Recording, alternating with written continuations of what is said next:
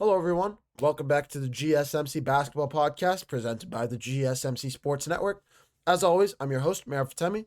Getting into our next segment here, we're going to take a look at the Indiana Pacers going into Cleveland last night, not for the first time, but the second time in 3 days, going into Cleveland and knocking off the Cleveland Cavaliers in Game 2, taking a commanding 2-0 series lead, going back to Indiana. And if I'm Cleveland, I'm setting off the sirens in this one. Tyrese Haliburton with a game winner, with Donovan on the eve of Donovan Mitchell going off for 48 points. 48 points. And you let Tyrese Haliburton and the Indiana Pacers walk the game off. And honestly, come back from 7 points down in the last 35 seconds of the game. It's plain and simple. This was a meltdown from the Cleveland Cavaliers for sure. But we have to give credit where credit is due to Donovan Mitchell and to Tyrese Haliburton, because what a game this was. We're going to recap this in a second, but before I move any further, I'd like to remind you guys to please like and follow the show for more GSMC Sports Network content. Also, we get a number of questions from viewers that come in during the show, so to ensure that your question gets read on air, I ask that you use the tips and donations link at gsmcpodcast.net. This puts your question at the top of the list so that I see it, and also really helps out the show. Again, the link is gsmcpodcast.net for all your questions and comments. And I've said it before, you guys are a big part of the show here, what we do at the GSMC Sports Network. Let us know what we're doing well. Let us know if you have any questions while we're talking. Let us know if you want me to clarify any of my takes, for sure. Whatever you guys need, let me know in the comments, in the chat box. Anything and everything is greatly appreciated, and I'm always looking at that chat box. So let us know what you think. And everything is always appreciated. But getting right back into it here, we had the Indiana Pacers go into Cleveland last night and take that 2-0 series lead. Who knew? I picked the Pacers to win this series in 7 games.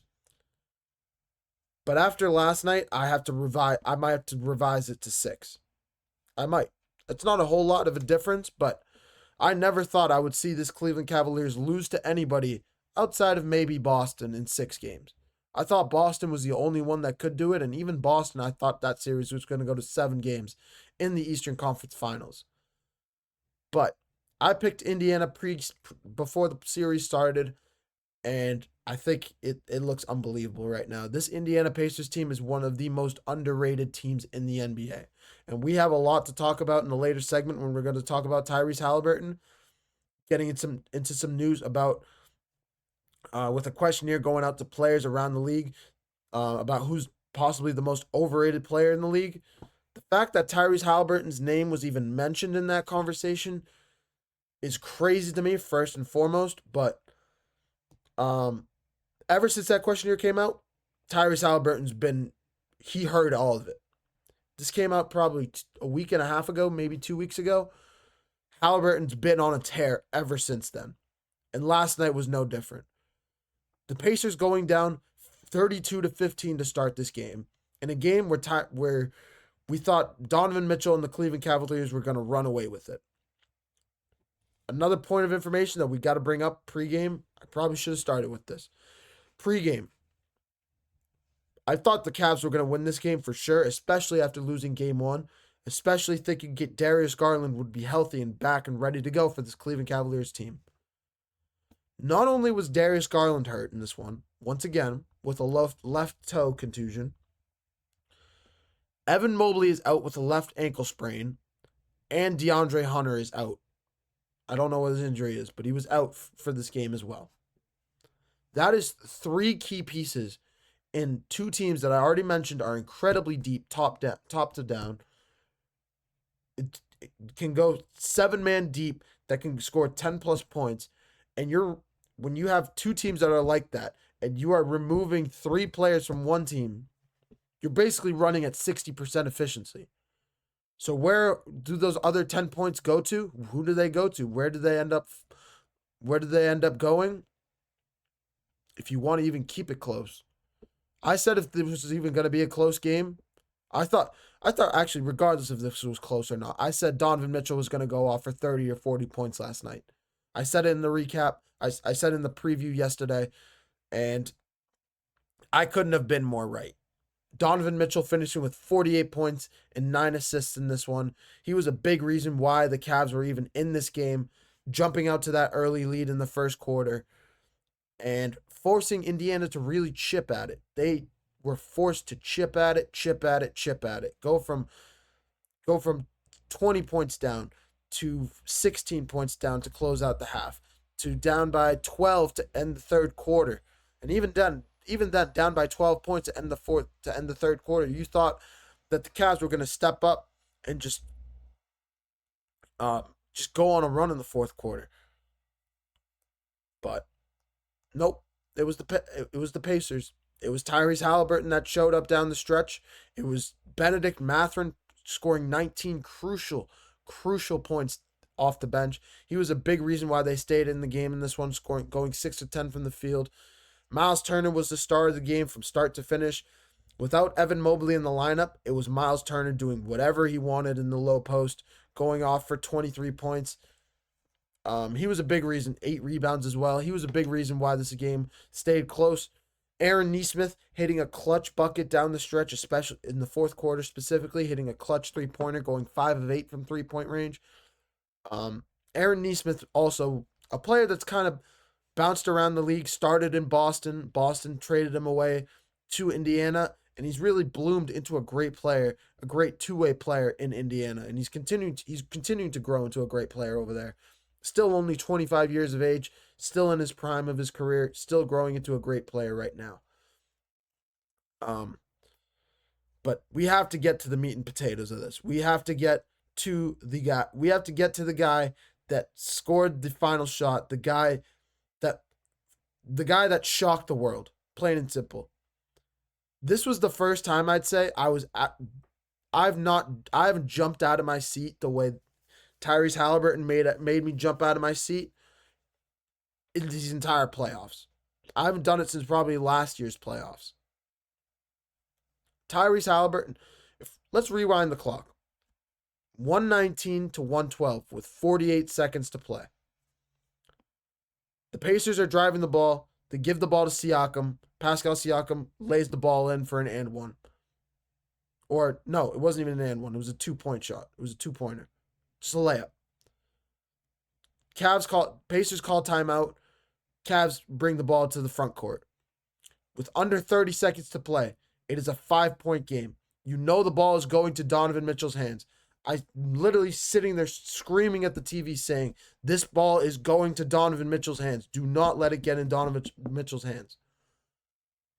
Pacers force a turnover, going the other way. Haliburton lays the ball up and in for an and one shot. And suddenly it's a 2-point game, 119 to 117. I believe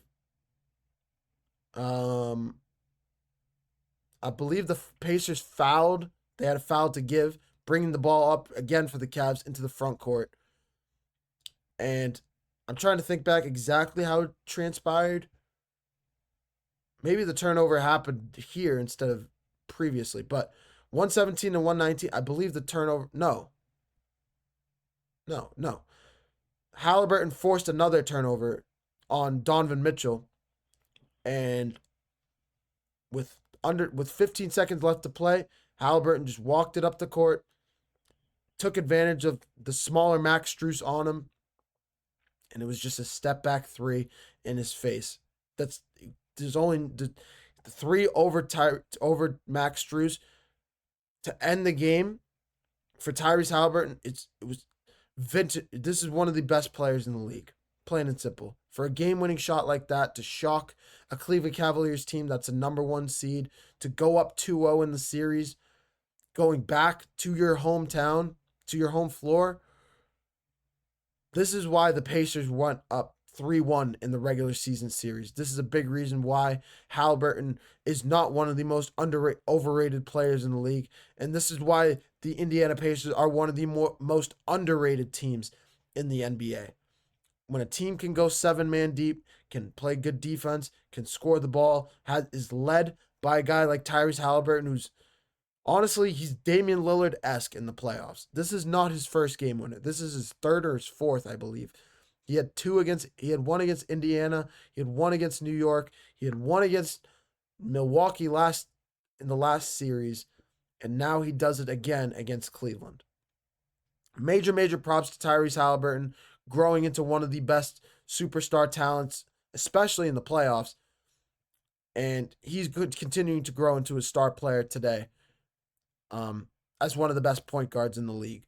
So major props to him, and we know he's going to continue to grow. We're gonna revisit this topic in a later segment as well, because Haliburton deserves to be we need to talk about Haliburton, most overrated player in the league. We're going to talk a little bit about that in a later segment, so don't go anywhere for that. But yeah, that's the state of affairs in Indiana right now. 2-0 series lead going back to Indiana. I'm probably going to pick Cleveland to come back in game 3, have their guys healthy. Garland has to play in game 3. He supposedly has a left 2 hyperextension right now, whatever that means.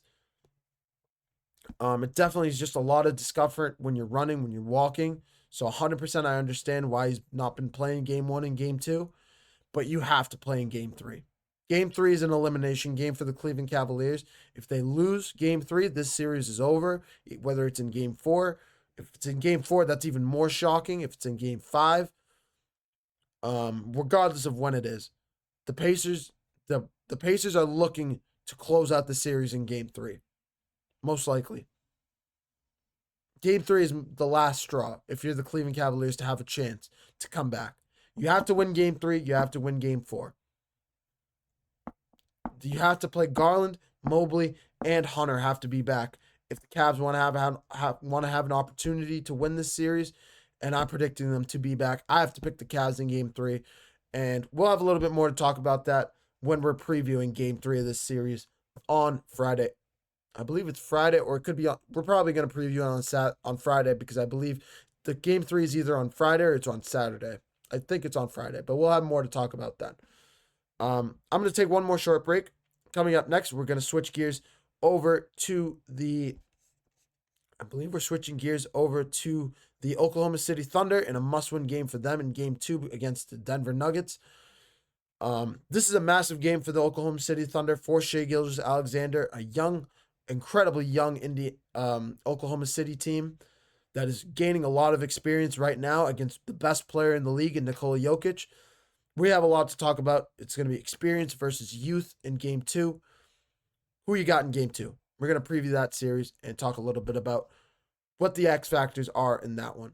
You're watching the GSMC Basketball Podcast presented by the GSMC Sports Network. Don't go anywhere.